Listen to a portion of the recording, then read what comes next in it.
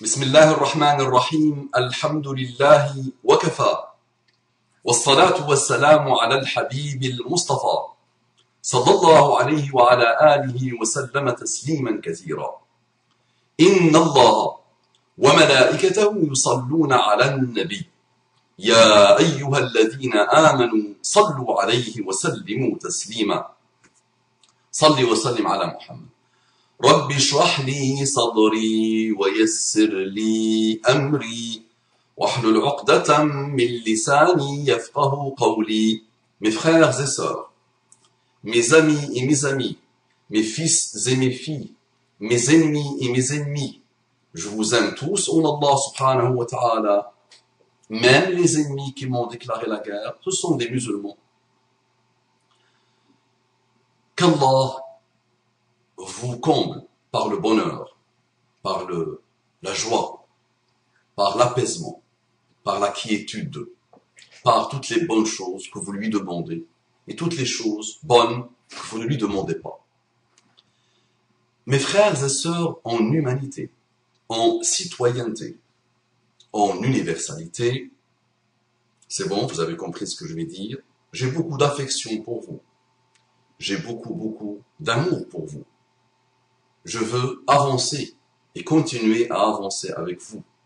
J'ai beaucoup de respect pour vous, pour les leçons que vous avez tirées de votre histoire, pour votre souplesse intellectuelle, pour votre ouverture d'esprit.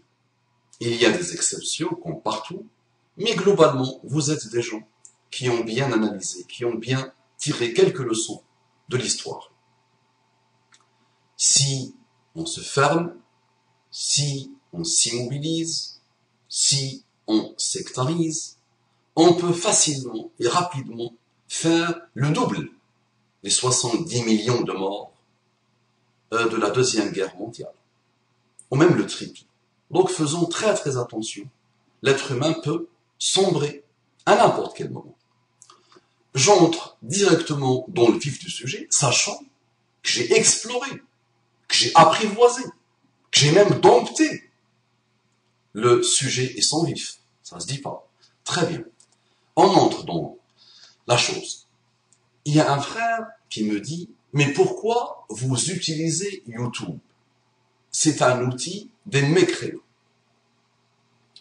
Pourquoi votre religion ne vous a pas doté de technologies modernes? Pourquoi vous êtes dépendant de l'Occident? La seule technologie que vous maîtrisez, ce n'est ni les fusées, ni le solaire, ni la thermodynamique. Non, vous êtes champion dans la fabrication de bombes artisanales pour tuer le plus souvent vos frères musulmans. Mon frère, je sais que tu souffres. Je sais que tu ne comprends pas. Je suis sûr et certain que tu es quelqu'un de bien. Mais, tu vois, des personnes, chaque jour pratiquement, dans un endroit de l'univers, tu vois une personne ou des personnes qui se disent musulmans, tués au nom d'Allah, massacrés au nom d'Allah, installer les traumatismes, installer la désolation au nom d'Allah. N'importe quelle personne, ya akhi, mon frère, peut tomber dans la colère en face de ce type de choses, face à ce type de choses. N'importe quelle personne peut tomber dans la colère. N'importe quelle personne peut tomber dans la haine. N'importe quelle personne peut prendre les armes pour massacrer ces musulmans, quels qu'ils soient. Nous sommes d'accord. Mais si je dis n'importe quelle personne peut prendre des armes un jour ou l'autre pour massacrer, pour tuer, pour finir avec un musulman ou avec des musulmans, ben il fera la même chose que ces musulmans qui tuent. Puisque ceux qui tuent, ils tuent pourquoi? Comment on les a manipulés? En leur disant, regardez l'Occident, ce qu'il a fait. Regardez comment l'Occident a détruit les pays musulmans. Regardez combien de morts, directs et indirects, à cause de la cupidité de l'Occident. Regardez l'Occident, ce qu'il a fait à nos parents, à nos grands-parents, à nos pays. Regardez les massacres de l'Occident. Donc, je vais me venger. D'accord? Donc, tu appliques un raisonnement injuste et méchant à 1,6 milliard de musulmans, à une civilisation qui a marqué l'histoire de l'humanité, parce que une petite minorité, que n'importe quel musulman qui a connu l'alphabet, la lettre numéro 1 de l'alphabet de l'islam, te dira qu'ils n'ont rien à voir avec le balbutiement, avec le début d'une compréhension saine de l'islam. D'accord? Donc tu viens me dire, mais pourquoi vous utilisez YouTube? C'est un outil de mécréants. Si le chrétien d'il y a 700 ans, 800 ans, 1000 ans, s'interdit d'utiliser un outil inventé par les arabo-musulmans, tu dois toi aussi ne plus utiliser YouTube. Tu dois plus aussi, en tant qu'athée, en tant que matérialiste, ne plus utiliser un ordinateur. Puisque les arabo-musulmans, ont participé au niveau de la civilisation, au niveau de la science, sans l'algorithmique, sans l'algèbre, sans les sciences installées, mises en place, enrichies par des arabo-musulmans, dans la période dite de gloire des musulmans. Toi aussi, on applique le même raisonnement sur toi, mon frère. Si tu n'utilises pas, si la science n'a pas utilisé les découvertes de Ibn al-Haytham au niveau de l'optique, par exemple, pas de caméra aujourd'hui. N'est-ce pas? Donc, ces raisonnements-là doivent s'arrêter. Je les vois se répéter partout. Et il faut que tu saches que le Coran, l'islam, n'est pas venu que pour que la Ummah islamique invente de belles choses, invente des outils, invente des moyens, invente une technologie. C'est pas parce qu'un État possède de très belles technologies que cet État est un État qui a compris l'islam. Et ce n'est pas parce qu'un État n'a pas développé dans un moment de son histoire quelques technologies que cet État n'est pas musulman. Ce n'est pas comme ça qu'on voit les choses, mon frère. Chaque peuple, chaque groupe, chaque être humain a tiré profit des avancées des autres. Les avancées des Anglais ont servi aux Français. Les avancées des Français ont servi aux Anglais. Mais qui t'a dit que cette divinité que tu appelles la technologie, la science, a garanti le bonheur, a ramené le bonheur? Depuis déjà plus de 2500 ans, Rousseau se posait la question. Le premier traité de Rousseau parlait de cette problématique. Tu te rappelles, non? Répondez à cette question. Est-ce que le progrès apporte le bonheur? Est-ce que le progrès garantit le bonheur? Et la réponse a été non. Non et archi non. D'accord? Donc même le progrès aujourd'hui que tu prends comme une divinité a causé, il reste qu'un outil, mais il a causé finalement la décadence des humains, la folie des humains, l'épuisement moral et psychologique des humains, le délabrement moral des humains. D'accord? Donc, ne dresse pas la technologie et la science, n'érige pas la technologie et la science comme divinité. Il y a du bon, il y a du mauvais. Le seul critère finalement qui compte, mon frère, c'est la moralité, la haute moralité. D'accord? C'est l'éthique.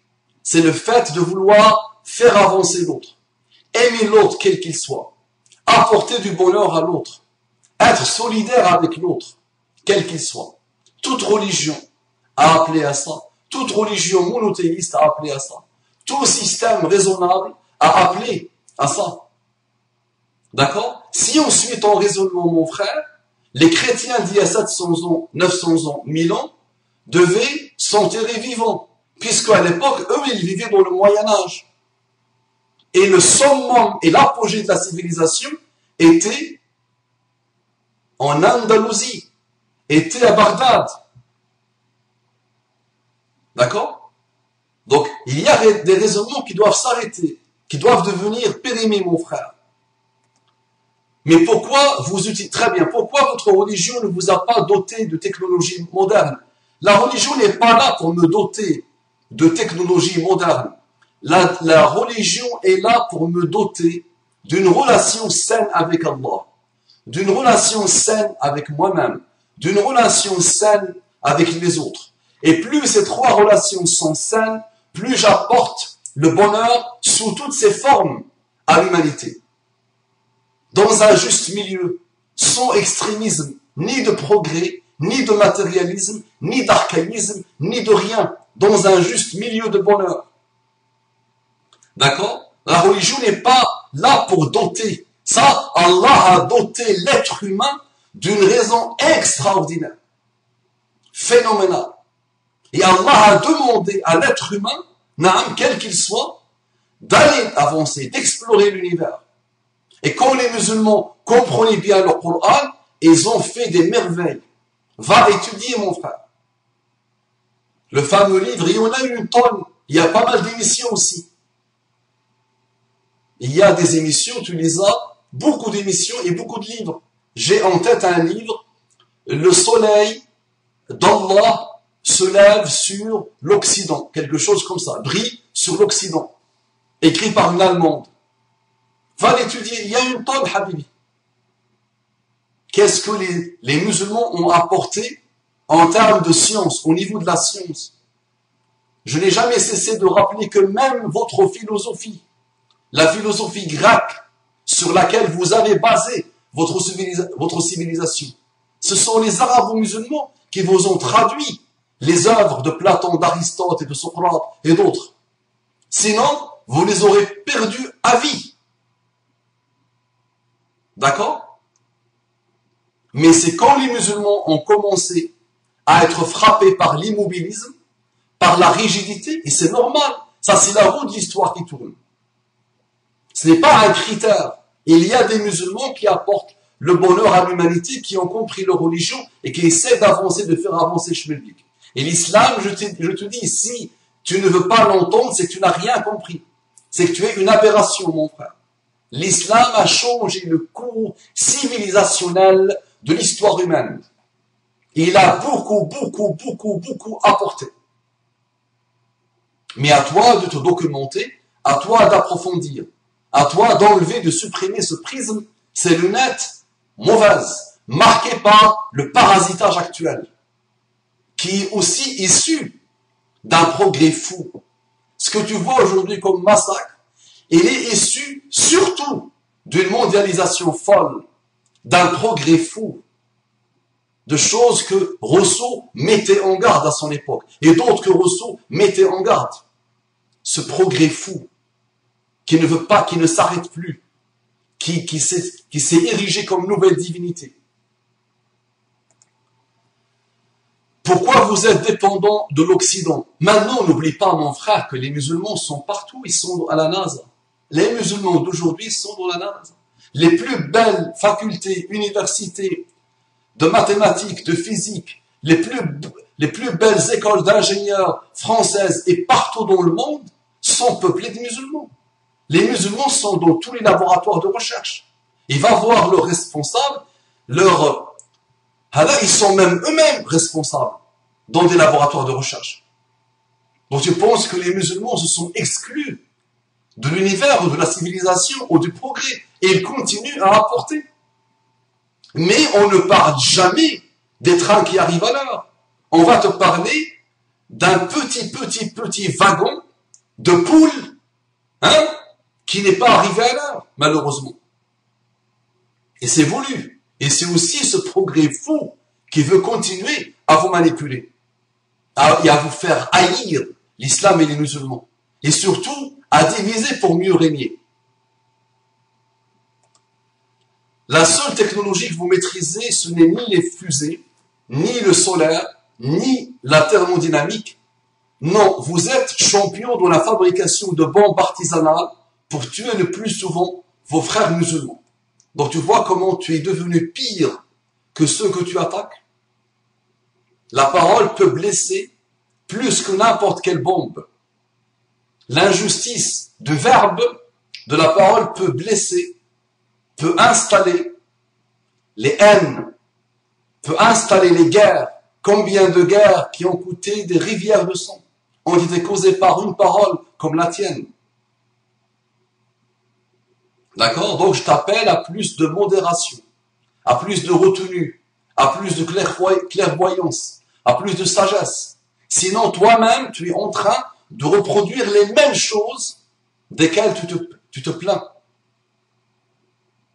et qui te font mal. D'accord? À toi et moi, nous devons continuer à avancer main dans la main pour installer le vrai progrès dans le cœur et dans la raison des humains.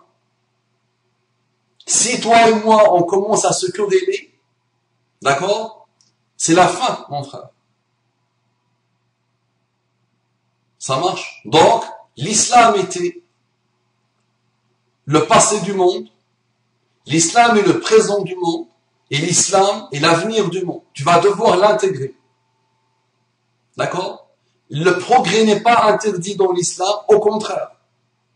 Allah subhanahu wa ta'ala encourage l'humain à explorer l'univers, à aller là où il veut, là où il peut, mais en respectant des normes, en respectant un mot, la taqwa, la crainte révérentielle d'Allah, mauvaise traduction, les grands principes d'éthique.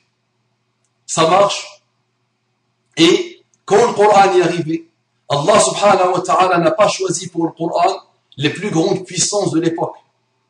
Donc ce n'est pas un critère, ce n'est pas un critérium. C'est pas le pays le plus puissant qui mérite l'avènement du Coran, ou qui a mérité l'avènement du Coran. C'était quelques tribus qui n'étaient même pas dans les annales de l'humanité, qui n'avaient rien apporté, d'accord, mais qui ont mérité que le Coran descende et soit révélé chez eux, et qui ensuite l'ont intégré, l'ont compris, ont été émerveillés par sa puissance, ont été illuminés par sa puissance, sa justice, ses lumières, et ils l'ont propagé partout dans le monde, de manière exponentielle. Et il continue à être propagé de manière exponentielle, même si toutes les forces sataniques, tous les médias, toutes les têtes pensantes, ou la majorité des têtes pensantes, tous les dirigeants, tous les services qui travaillent pour les dirigeants dans les milieux des chauves-souris, travaillent pour finir avec l'islam. Malgré cela, il continue, subhanallah, à se propager et à se diffuser. Et malgré ce que font ceux que tu appelles les champions des bombes artisanales, malgré les ravages qu'ils font, l'islam continue, subhanallah, à émerveiller l'humanité et à marquer l'humanité et à attirer beaucoup d'anciennes personnes qui étaient comme toi à l'islam. Donc ouvre ton cœur et avance s'il te plaît. Salam alaikum wa rahmatullahi wa barakatuh.